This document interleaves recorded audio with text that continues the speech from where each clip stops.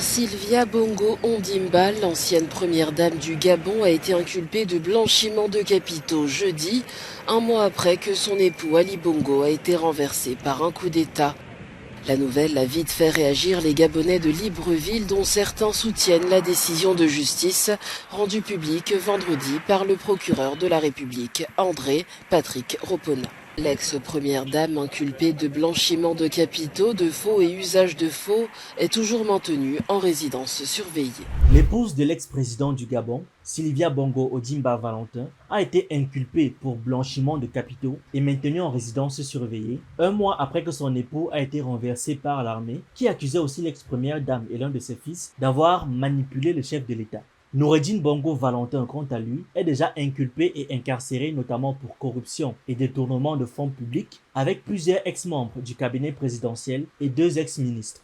Ali Bongo, quant à lui, malgré qu'il ait été déclaré libre de se rendre à l'étranger, a préféré rester au Gabon chez lui, selon les autorités. Toutes ces arrestations interviennent dans un contexte où on se demande de façon légitime si Ali Bongo sera poursuivi par la justice dans l'affaire des biens mal acquis, vu qu'il ne bénéficie plus de l'immunité diplomatique qui était liée à sa fonction de président. C'est une histoire judiciaire qui s'étend sur près de 15 ans. Entre les saisies, les inculpations et les soupçons de corruption, l'affaire des biens mal acquis a longtemps été liée à la famille Bongo en France. En 2007, l'ONG Transparency International dépose une plainte soupçonnant la famille Bongo d'avoir acquis frauduleusement un patrimoine immobilier en France sous la présidence d'Omar Bongo. Les enquêteurs confirment ces soupçons en découvrant plusieurs appartements, 21 à Paris et 7 à Nice, qualifiés d'exceptionnels par les agents immobiliers. Des appartements somptueux donc, que la justice considère comme mal acquis. Et puis la chute du président Ali Bongo au Gabon le 30 août dernier et l'avènement au pouvoir du CTRI, le gouvernement de transition accuse Ali Bongo et sa suite d'avoir truqué les dernières élections et plus largement d'avoir pioché dans les caisses nationales d'importantes sommes d'argent qui auraient permis au clan Bongo d'investir dans la pierre.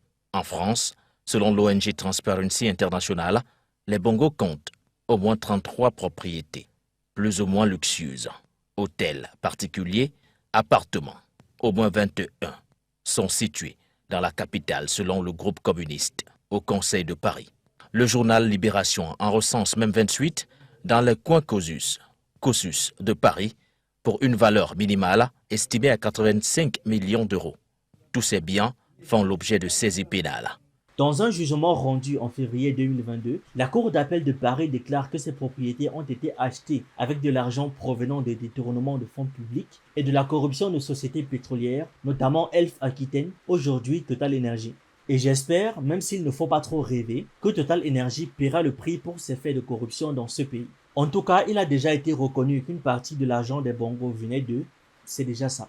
Depuis lors, ces propriétés ont été saisies par la justice et 9 enfants d'Omar Bongo ont été inculpés, parmi lesquels Pascaline Bongo, ancienne directrice de cabinet de son frère.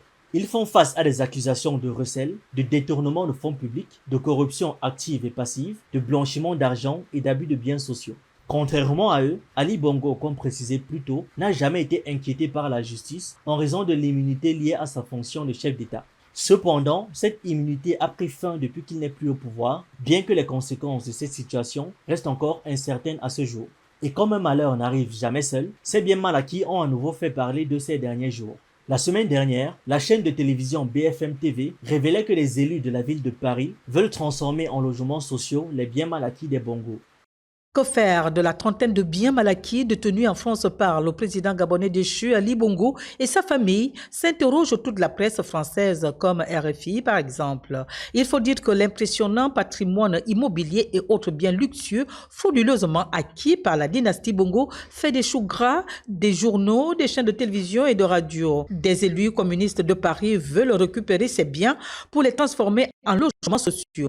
Le groupe communiste va défendre une proposition dans ce sens au Conseil municipal de Paris ce 3 octobre 2023. La mairie de Paris, qui étudie la question, pourrait bien avoir là de nouvelles opportunités pour augmenter le taux de logements sociaux dans les quartiers chics de la capitale, rapporte le journal Le Parisien.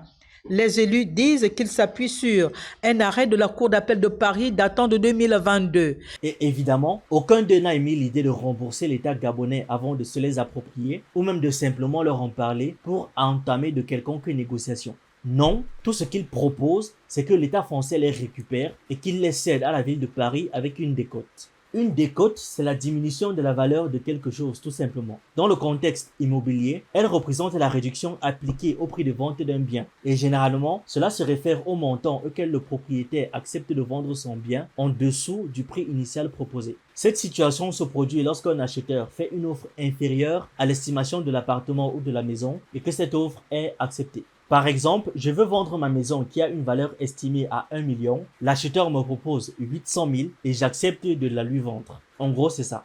Parfois, une décote est appliquée à un bien en raison de certaines caractéristiques ou inconvénients qu'il présente. Elle agit alors comme une compensation. Par exemple, dans le cas d'un logement déjà occupé, une décote est souvent appliquée. Elle vient compenser le fait que le bien ne sera libéré qu'à l'expiration du bail pour le nouveau propriétaire. De plus, elle peut être déterminée en fonction d'autres inconvénients majeurs, tels que des travaux nécessaires ou des nuisances sonores, réduisant ainsi la valeur sur le marché. Pour revenir sur un autre cas, avec la demande de ces élus, l'État va récupérer les biens et les céder pour moins cher que leur vraie valeur à la ville de Paris, où ils seront mis à la disposition des populations vulnérables pour lutter contre le déficit de logements sociaux qui frappe la capitale. L'ONG Transparency International s'est vite saisie de l'affaire en rappelant que ces biens n'appartiennent pas à la France. Pour que Paris rachète ces biens, il faut que la France en soit propriétaire. L'argent qui sera issu de la confiscation des biens mal acquis n'appartient pas à la France. Cet argent doit être rendu à la population gabonaise, renchérit l'ONG.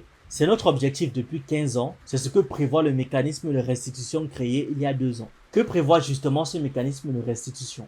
Depuis l'adoption d'une loi en 2022, les recettes provenant de la vente des biens mal acquis ne vont plus directement dans les caisses de l'État français. Au lieu de cela, ces fonds doivent être restitués aux populations de l'État d'origine des fonds. Dans le cas des biens mal acquis de la dynastie Bongo en France, cela signifie qu'ils doivent être obligatoirement restitués à l'État gabonais. Concrètement, une fois que les biens sont définitivement confisqués, ils sont vendus et l'argent récolté est versé dans un programme budgétaire du ministère des Affaires étrangères en France. Cependant, cet argent n'est pas directement transféré à l'état d'origine des fonds, qui, dans notre cas, est le Gabon. Au lieu de cela, il est utilisé sous la forme de programmes d'aide au développement, tels que la construction d'écoles, d'infrastructures et d'hôpitaux.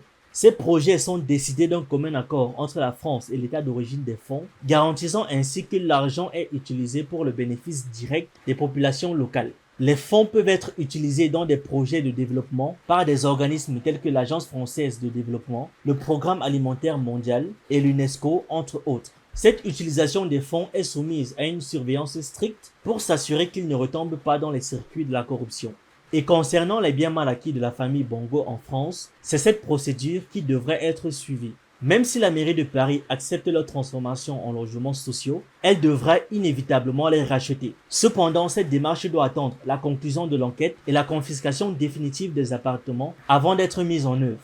Mais qu'en est-il du Gabon dans tout ça ? Évidemment, l'affaire a interpellé le gouvernement gabonais et le ministre de l'économie et des participations du gouvernement de transition, Maïs Mouissi, a immédiatement réagi sur X. À quel titre des biens supposés mal acquis au détriment du peuple gabonais deviendraient la propriété de la ville de Paris, au point qu'il soit envisagé de les transformer en logements sociaux, sans même en référer aux autorités gabonaises? Dites-moi ce que vous en pensez en commentaire et on se retrouve dans une prochaine vidéo.